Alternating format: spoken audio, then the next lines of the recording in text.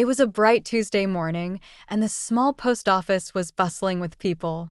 Maria stood in line, holding a box tightly in her hands. She wanted to send a gift to her sister, who lived across the country.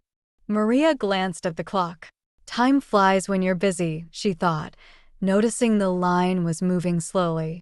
Ahead of her, Mr. Brown, the elderly man from her neighborhood, was talking to the clerk. "I'd like to mail this package, but I'm afraid it'll cost an arm and a leg," Mr. Brown said with a laugh. The clerk smiled and replied, "Don't worry, Mr. Brown. We'll find the best option for you." When it was finally Maria's turn, she stepped up to the counter. "Good morning," she said cheerfully. "I'd like to send this box to Toronto." The clerk weighed the box and typed on the computer.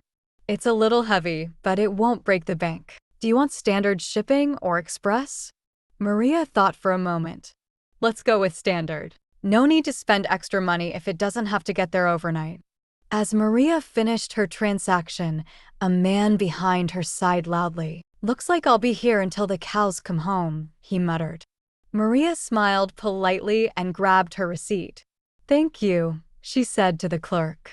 As she left the post office, Maria felt relieved. One thing down, a million to go, she said to herself. On her way out, she bumped into her neighbor, Mrs. Lee, carrying a stack of letters. "Running errands, too?" Maria asked. "Yes," Mrs. Lee replied, "but at least I'm killing two birds with one stone. I'm mailing bills and birthday cards."